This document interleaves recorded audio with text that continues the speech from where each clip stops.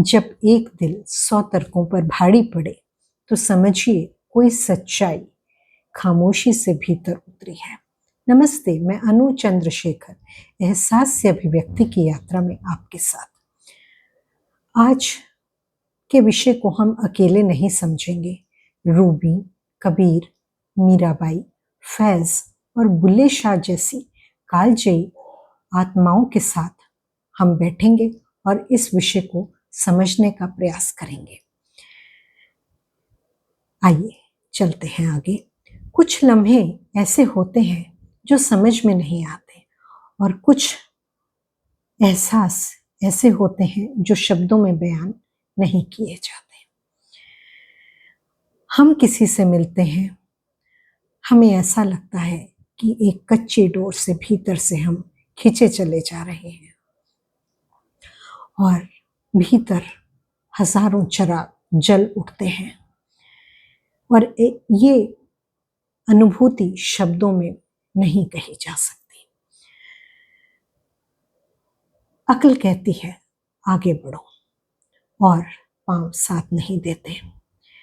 दिल उस पल को और उस पल में बसे हर किरदार को पकड़ लेना चाहता है हमेशा के लिए, पर सच्चाई तो ये है कि वक्त हाथ छोड़ ही देता है और हम घिर जाते हैं एक कश्मकश में, कुछ उलझन में, कुछ भीतर टूटने का एहसास होता है और एक अनजाना दर्द उभरता है। ये कश्मकश, ये उलझने, ये टूटने का दर्द कोई कसूर नहीं, बस इंसान होने की एक कीमत है। और अक्सर जिंदगी में तर्क और दिल आमने सामने आ ही जाते हैं कभी ना कभी, दो किरदारों की तरह, और फिर एक बहस छिड़ जाती है। पर सच तो ये है कि तर्क और दिल दो अलग किरदार है ही नहीं, एक ही मकान की दो मंजिलें हैं। तर्क ऊपर की मंजिल पर रहता है जहां रोशनी के नक्शे हैं, पुल बनाने की कला है, गिरने से बचने की बुद्धिमता है, और दिल उस तहखाने में बसता है जहां सिक्के नहीं चलते, जहां की मुद्रा सिर्फ एहसास है, और वहां का नक्शा रेखाओं से नहीं बल्कि आकांक्षाओं से बुना जाता है, और दोनों को एक दूसरे की खबर नहीं। यहाँ अपना लिखा हुआ एक शेर कहना चाहूंगी, सुनिएगा। अक्ल गिनती रही 100-100 हिसाब अपने, अक्ल गिनती रही 100-100 हिसाब अपने, दिल ने एक पल में सब कर्ज अदा किए।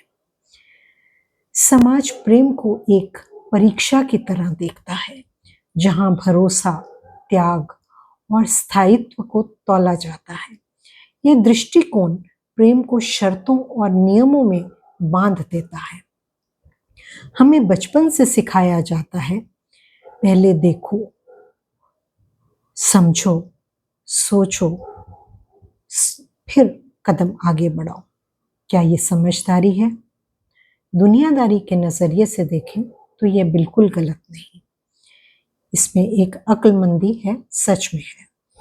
पर दिल ने यह सब कभी सुना ही नहीं, समझने की बात तो दूर की है।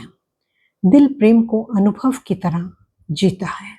यहाँ कोई तराजू नहीं, कोई परख नहीं, यह केवल एक बहाव है, जैसे नदी अपना रास्ता खुद चुन लेती है।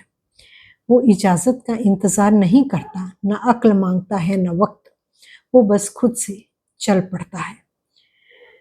रूमी ने कहा, समझने की कोशिश मत करो, सही और गलत की धारणाओं से परे एक मैदान है, वहां आ जाओ और तब तक चलते रहो उस मैदान पर जब तक वहां की जमीन जानी पहचानी ना लगने लगे। कबीर ने और भी सरल कहा, प्रेम दरवाजा खटखटा के नहीं आता, बस भीतर प्रवेश करता है, और जब आता है कमरा फिर पहले जैसा कभी नहीं रहता। मीराबाई ने कुछ कहा नहीं, कोई तर्क नहीं दिया। परिवार ने रोका, वो नाचती रही। समाज ने पूछा, वो नाचती रही, क्योंकि जब दिल पूरी तरह समर्पित हो, उसे अपने आप को उचित ठहराने की आवश्यकता नहीं रहती। फैज ने जाना प्रेम जब गहरा होता है तो सिर्फ एक इंसान का नहीं रहता, वह एक शक्ति बन जाता है, बाहर बहने लगता है। सूफियों ने जो लिखा वह सबसे गहरा सत्य है। बुल्ले शाह की हीर कहती है, रांझा रांझा कर दी नी मैं, आपे रांझा होई, सद्दो नी मैनू दीधो रांझा, हीर ना आखो कोई। मैं रांझे को पाने नहीं गई, मैं खुद रांझा बन गई। यही प्रेम का सबसे गहरा सत्य है। यही विलय जीवन का गहनतम दर्शन है, जब प्रेयसी और प्रियतम के बीच कोई भेद नहीं रहता और केवल एकत्व बस जाता है। वही सत्य है, वही प्रेम है। और अब हम दिल की अंतिम बात करेंगे। आइए देखते हैं इन सभी कालजयी आत्माओं ने हमें क्या सिखाया। रूमी ने हमें आत्मसमर्पण करने की राह दिखाई, वहीं कबीर ने सरलता की बात कही है, मीराबाई ने भक्ति का पाठ पढ़ाया है, फैज ने विस्तार को महत्व दिया है और बुल्ले शाह ने अहम का विलय हमें बताया है। मेरे हिसाब से इन सभी का निचोड़ यही है, बस प्रेम को परखोगे तो वह सिकुड़ जाएगा, जियोगे तो वह अनंत हो जाएगा। प्रेम कोई स्थान नहीं जहां पे पहुंचा जाए। प्रेम एकत्व है, एक धीमी प्रक्रिया जिसमें असत्य का आवरण उतर जाता है और अंततः सत्य ही सत्य रह जाता है, जहां भ्रम का कोई स्थान नहीं। हृदय तर्क का विरोधी नहीं है, वह तर्क का पुराना और शांत साथी है, जो जानता है कि कुछ सत्य तर्क से सिद्ध नहीं होते, वे केवल अनुभव किए जाते हैं, और कुछ यात्राएं तभी आरंभ होती हैं जब तर्क विनम्रता से पीछे हटता है। दुनिया कहती है प्रेम को परखो और फिर आगे बढ़ो। दिल की सादगी और सूफियत कहती है प्रेम को जी लो, फिर आगे बढ़ना अपने आप हो जाएगा। आपका क्या विचार है इस विषय पर? कमेंट्स में ज़रूर बताएं।